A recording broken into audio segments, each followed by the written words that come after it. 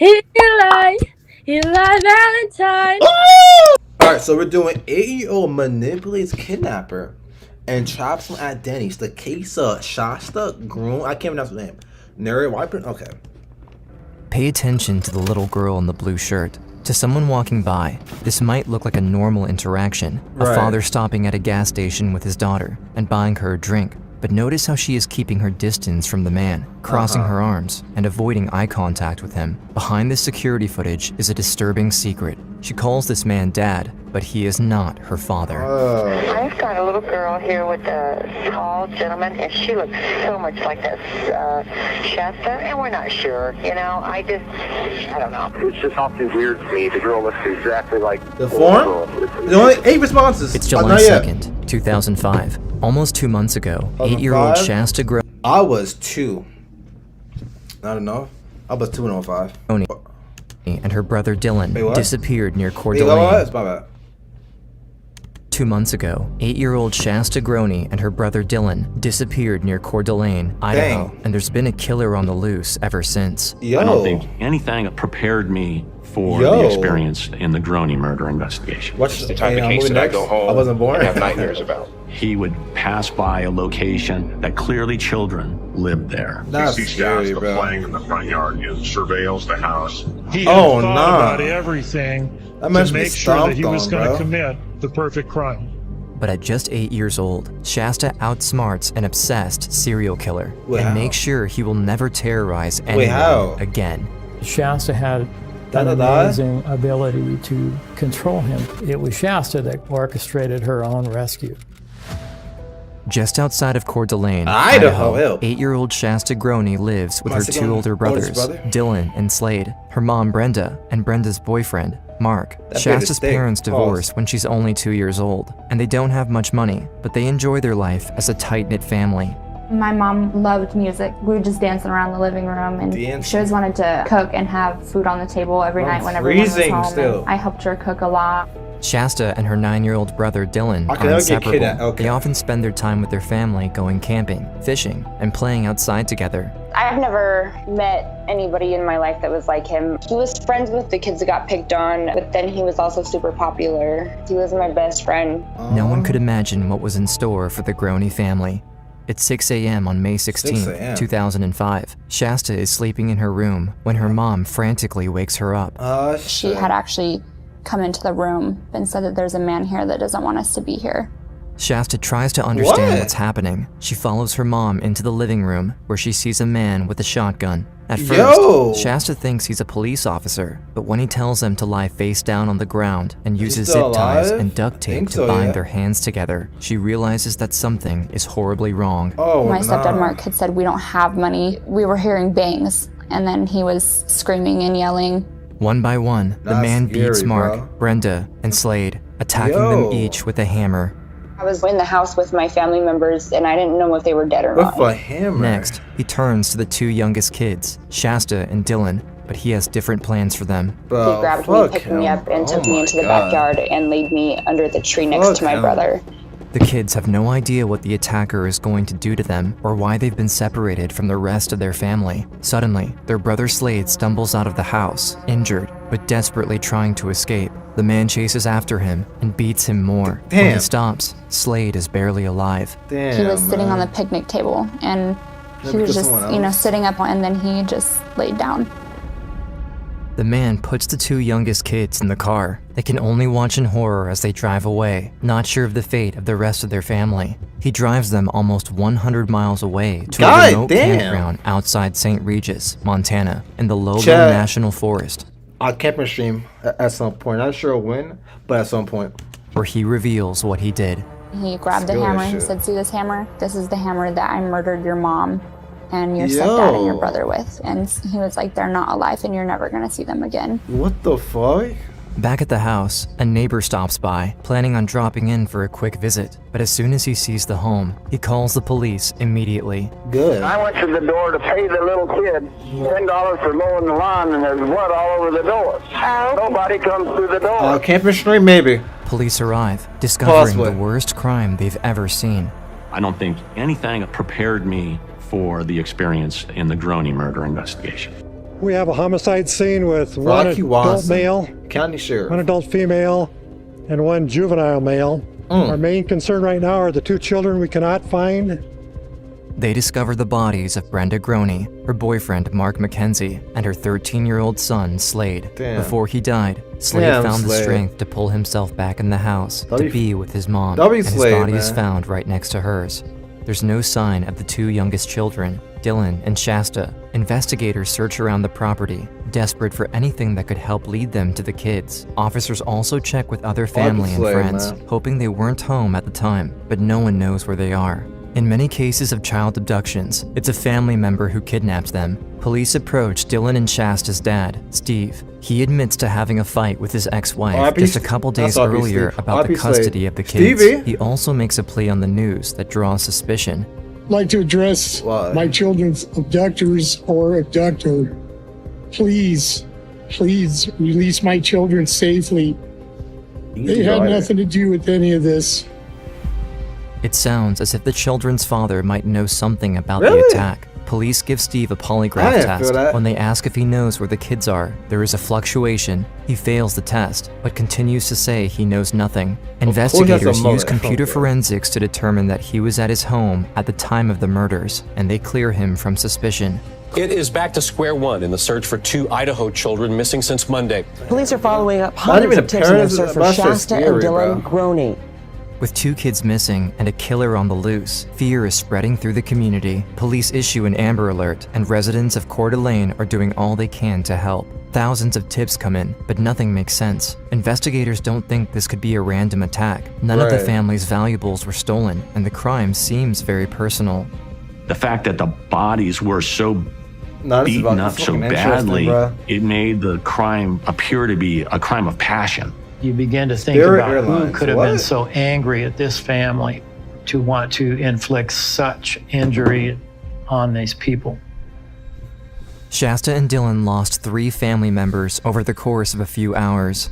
Now, all they have is each other, and they're trapped with a murderer where no one can see or hear them. Their abductor doesn't even give them time to grieve the loss of their family, as he immediately begins to abuse them at the campsite and in a nearby cabin. He got really mad, started throwing things. He took more of his anger out on Dylan and was really mean to him. He would abuse him and then make me watch. And then if I cried, then he would abuse him worse. Wait a minute. One night, their kidnapper takes the abuse to another level as he begins to play twisted mind games with them. He tells them they will be able to go back home if they do what he asks. He even has them write letters to their family, suggesting they might come back. Dear Dad, I miss you very much, and me and Dylan know what happened to Mom, Mark, and Slade, and we both feel very sorry for them. And we both miss you and Jesse and Vance, and we might see you guys again. Dylan and Shasta think their nightmare might come to an end soon, but the letters are never sent. It was just another cruel way the kidnapper manipulated them.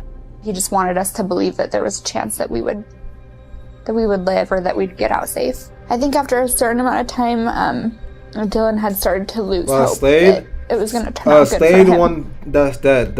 With every second the kids are missing, there's a lower chance of finding them alive. Police desperately continue to look for leads. They learn about a barbecue that happened at the house a day before the murders. They find a fingerprint on the door that matches a man who was at the gathering, Robert Lutner. He has a criminal record, and he allegedly owed Brenda and Mark money. Finding a possible motive, investigators try to talk to Lutner, but they can't find him. Adding to the suspicion, his parole officer says he left town just after the murders. However, when Lutner contacts his parole officer and hears that police want to speak with him, he immediately comes back on his own. If somebody's going to turn themselves in that quickly, it's either going to be somebody who's feeling so much remorse for what they have done and they want to confess to it, or it's somebody that is completely innocent and wants to get it off their back. They question him for hours. He denies having anything to do with it, and he offers to take a lie detector test. He passes. Police don't find anything suspicious, and they rule him out. As every clue in the investigation leads to a dead end, Shasta begins to realize that their captor has no plans to let them go. But she and Dylan depend on each other, and as she sees her older brother lose hope, Shasta knows she needs to stay strong to give him the courage to go on. I said, I promise that we're going to make it out alive.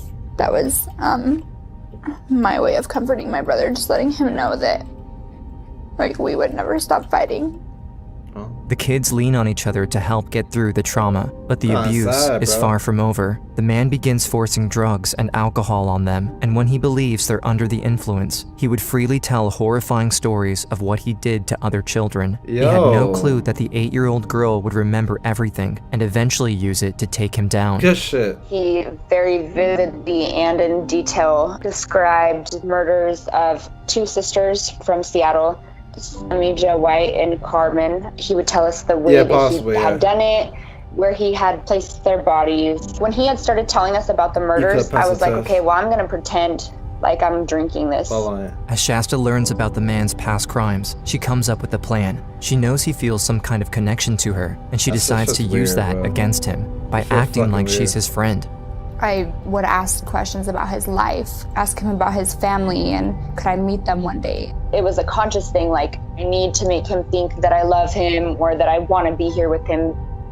At first, her questions seem to be working. The man even starts acting a little nicer to them, but a month into the kidnapping, things take an even more tragic turn. The captor had told the kids that if they caught a squirrel, they would be able to go home. It keeps returning to the campsite, just out of reach. Finally, Dylan is able to catch the squirrel. After completing the challenge the man gave them, they have new hope that this all might be coming to an end. They think their abductor is having them pack up to go back, but again, he lied to them, and Shasta's brief moment of relief with Dylan immediately comes crashing down. I had just given him a hug, and so I was holding his hand, and I heard a loud bang, and then I felt my brother's hand slip from mine. I couldn't even say anything, like I couldn't scream, I just didn't even know what to do. Damn, man. The man shoots Dylan twice, right in front of Shasta. She has lost everything. He came up to me and was crying. He said it was an accident, he didn't mean to. I didn't know what the first shot was, but I knew that the second time was on purpose. He said that he did it so that Dylan wouldn't have to feel pain. Yo. She has just had to watch another brother get killed, and now the deranged man forces her to help him move Dylan's body onto a tarp, where he burns it. Dylan and Shasta were helping each other to go on, but now the little girl is left all alone to face what no 8-year-old should ever have to go through. I was just confused, and I remember, like, I think for about a week I just didn't talk. I couldn't say anything, I was just frozen. Well, 6 weeks into kidnapping, Shasta's captor decides to move her to a different campsite. At first, they were in a remote spot where no one could see or hear them, but after her brother's murder, he takes her to a lower point on the mountain. As she's chained up inside the tent, she can even see people passing nearby. Shasta is desperate to escape, but the man continues to threaten her. She knows he will kill her if she tries to get the attention of the strangers, so she stays silent. One night, even after Shasta has been following all of his orders, he decides that he needs her gone. Yo. It's like, just like you have the choice to be strangled or you have the choice to be shot like your brother, and that one's gonna be quicker. I felt like if I had chose the strangulation, that I might have a chance to talk him out of what he was doing. The man puts a rope around Shasta's neck and begins to pull. After losing her family and going through nearly 2 months of torture, she almost gives up. I kind of remember seeing my mom's face. I heard her voice, and then like I started to see white, and then everything kind of came back. Even after they're gone, Shasta's family helps give her the strength to keep fighting, but her captor is strangling her, and she has to come up with an idea fast. I had worked up enough breath to say, please don't, Jet. Jet is the man's nickname that he told the kids about. Shasta's last attempt to survive is to manipulate her captor, the man who took her entire family away, by relying on his emotional attachment to her. I noticed that when I would use that name with him, it would like soften a little bit, like it would soften him. And he's like, what did you say? He started crying, and he was like, I can't do this. Shasta convinces him to let go and allow her to live at least a little longer. Even after he just tried to kill her, she continues to build their relationship in hopes that it will help her survive. Anytime me going home was brought up, I would tell him, no, I don't want to go. I want to stay here with you. He'd be like, really? You could tell that it was starting to catch him off guard a little bit. It's July 2nd, 2005, 7 weeks since the kidnapping. After gradually getting her abductor to open up to her, Shasta finally sees a real chance to get home. He basically sat me down and asked if I would be his kid and I would stay with him, you know, that I would call him Dad. He's like, I want to take you to meet my mom. Would you meet her? And I had said yes. the little girl is inching closer to the possibility of being back in an area with people around who might notice her, but she knows she has to do more to make sure she's seen in public. And I said, can you take me to where I grew up? Like, I want to show you where I went to school, and I want to show you where my best friend lives. Like, I want to show you all these places that are important to me because you're important to me. And he was like, yeah, of course, I would love to. Oh, he's a dumbass. Almost 2 months after Dylan and Shasta Groney disappeared, Shasta has her kidnapper drive her right back to Coeur d'Alene, even stopping at a convenience store, praying that someone will notice her and intervene. Police get a tip, but not until the manager reviews the security footage to identify Shasta after they have left the store. I remember just holding on to hope, but still feeling like there wasn't going to be any. The man asks if she is hungry. Knowing there will probably be people that would see her where they eat, Shasta says yes, and they go to the Denny's restaurant in Coeur d'Alene. As I was walking in, I noticed that my missing persons poster was right there. Oh, shit. There was this guy standing outside, and he was with his friends, and he nodded his head, and I nodded my head, and he went up to the counter and made it kind of seem like he was conversating with one of the waitresses, and then I seen her look over at me.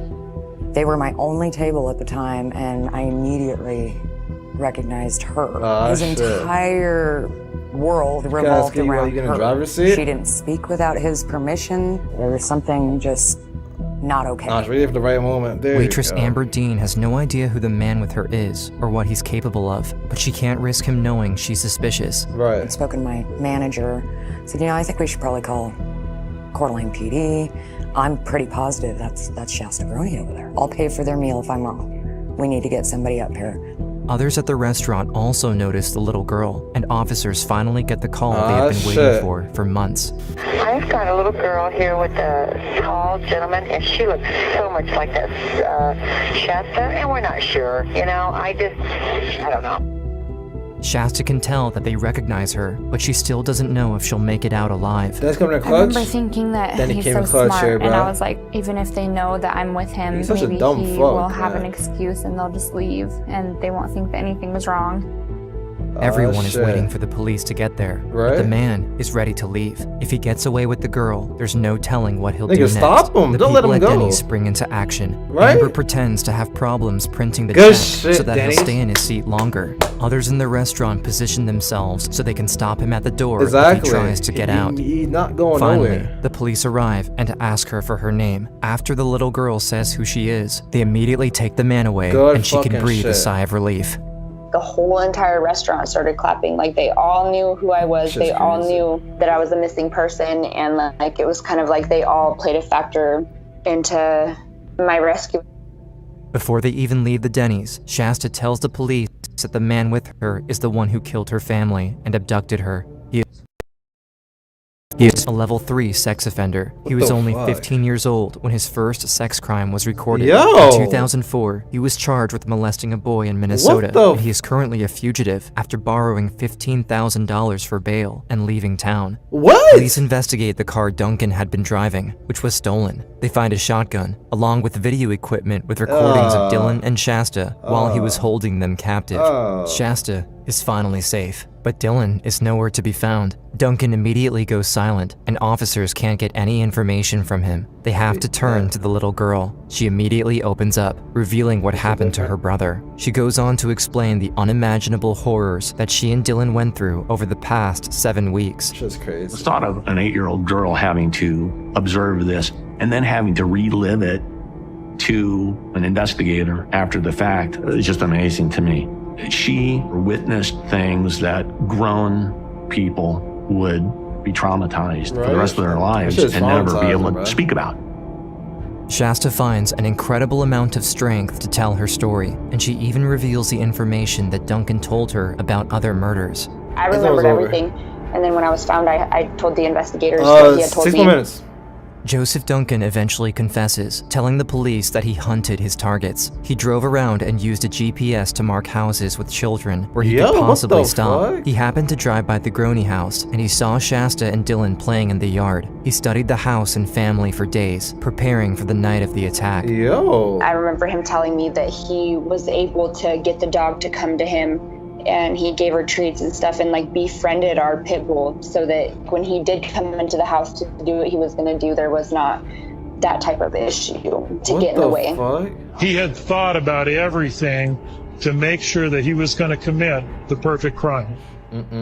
At the trial, the jury has to watch video that Duncan himself recorded of what he did to the kids. The footage shows the horrifying extent of his brutality. I think it's probably the single most disturbing piece of evidence, disturbing thing I've ever seen in my forms, entire life. Enough, yeah. While the video is extremely disturbing, it is If the not, we'll wait till absolute tomorrow to key do it. piece of evidence prosecutors can use to send Joseph Duncan to death row. It's October 16th, 2006. Joseph Duncan pleads guilty to 3 counts of kidnapping and 3 counts of first-degree murder in the deaths of Brenda, Mark, and Slade. He receives 3 life sentences. He later pleads guilty to 10 federal charges in connection to the kidnapping and sexual assault of Shasta and Dylan, and the murder of Dylan. He is sentenced to death. 31 years of being involved in the criminal justice system, I have never met a more evil person than Joseph Duncan. He is sent to federal prison in Terre Haute, Indiana, and he is on death row until March 28, 2021, when he dies from brain cancer. Shasta is finally free of the monster, and she begins the long healing journey. The community comes together to celebrate her late brother Slade's birthday. He was just a really good brother to me, and that he was really sweet to people. Happy birthday, and tell Mom, Dylan, and Mark I love them and stuff, and hopefully we'll get to see them again. Shasta tries to move on with her life, but after all that she went through at such a young age, growing up isn't easy. I was happy to be in a safe place, but there was still that part of me that's like, well, what if this happens again? Fighting severe PTSD, Shasta hates being recognized everywhere and going to therapy all the time. I just wanted to be a normal teenage girl. There was still court stuff going on with Joseph Duncan. There was still counseling that I had to do, and I didn't feel good about myself or the person that I was. So I think that all kind of pushed me over the edge. Shasta turns to drugs and alcohol to try to escape. She spends her early teenage years in a correctional facility where she meets other girls who had been through similar experiences with substance abuse. The judge was very honest with me, and she's like, Shasta, I feel like you do have a lot of help you can give people, and I feel like you're way better than what you're being. She begins to turn her life around after having kids and meeting her husband, who is related to Sammy Jo White and Carmen Cubias, the half-sisters from Seattle that Joseph Duncan also confessed to killing. For a long time, like, I always had this feeling that I could not have kids, but he's not gonna steal the fact that I can bring children into this world. Things happen for a reason, I feel, and I believe in, like, my youngest son, had I never met his dad, you know, he wouldn't be here, and how just things like that work. It was supposed to happen like that.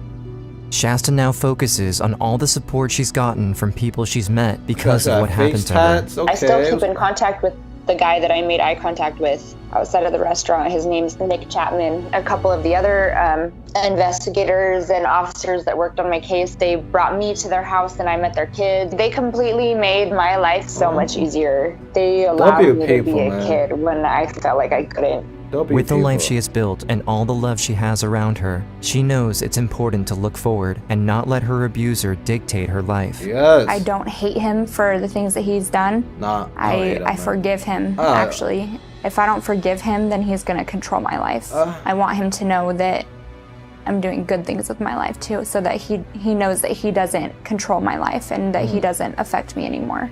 Today, Shasta enjoys spending time with her family, and she hopes to be a counselor so she can use her experience to support others who have gone through hard times. I know that I live for a reason, and I know that there's a reason that I'm on this planet still, and that I know that I'm here to help other people.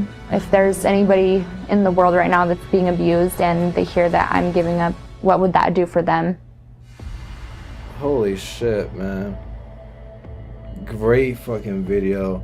Fuck home. RIP to everybody. Oh my god. Yo. This footage highlights the most disturbing secret. It was taken. Wow. My boy's bloated, I got my bag and they know it. She wanna pose for a photo, I don't want nothing to do with it. Gotta stand the clip so that I keep my palm in the trunk. Keep that 30